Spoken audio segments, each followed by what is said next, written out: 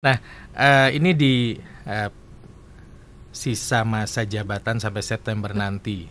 Sejauh ini atau dalam rentang waktu ini apa yang sedang menjadi fokus atau konsentrasi penuh dari Ambu ini, apa saja yang sedang diupayakan di Purwakarta? Sebetulnya sudah dalam perencanaan kita, rencana kerja perangkat daerah atau RKPD, sesuai dengan yang sudah ditetapkan dalam perencanaan APBD. Tapi intinya adalah mengejar ketertinggalan daripada 2 tahun imbas adanya pandemi COVID-19, terutama dari infrastruktur.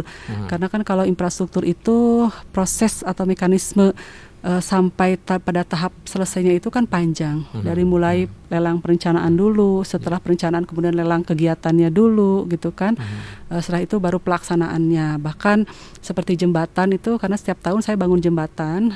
Tahun ini akan dibangun jembatan Cikanyayang yang menghubungkan desa Ciririp dengan Sukasari.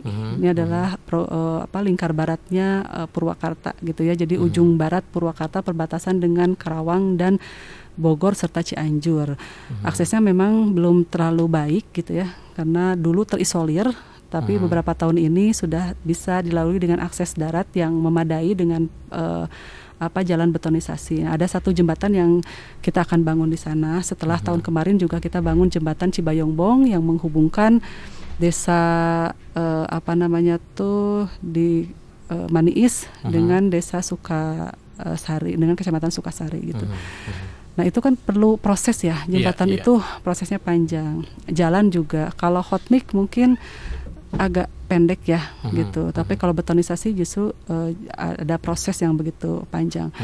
Di sisa ini saya mendorong itu untuk dilakukan percepatan gitu. Jadi percepatan, kemarin sudah ada skala prioritas untuk dilakukan di beberapa bulan ini, harus selesai lah istilahnya gitu, harus selesai.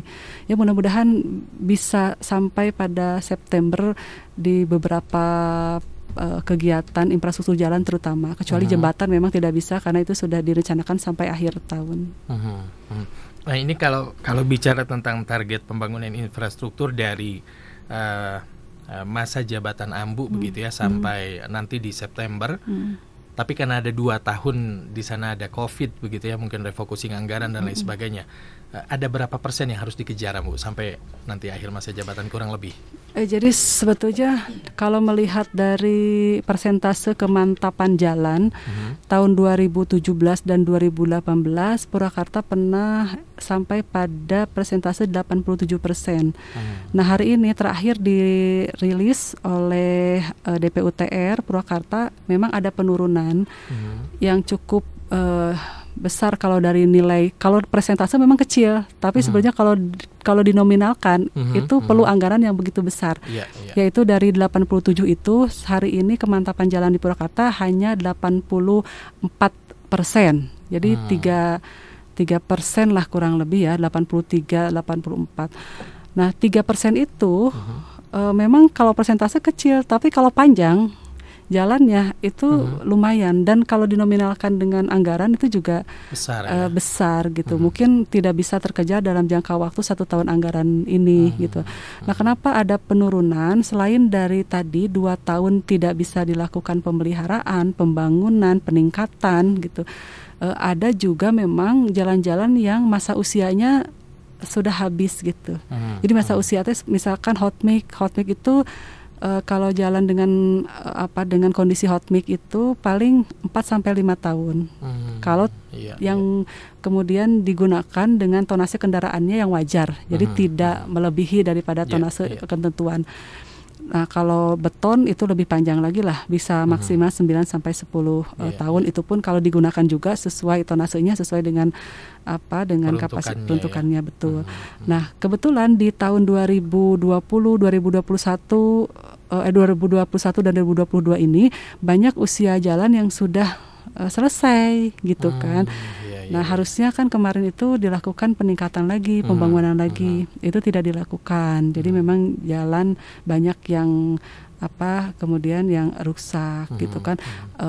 Sebelum saya menjabat pun kan sudah ada PR 13% gitu kan, jalan yang belum diperbaiki. Sekarang malah nambah lagi dengan penurunan kemantapan jalan dari 87% menjadi 84%. 4 lah kurang lebih 4% gitu.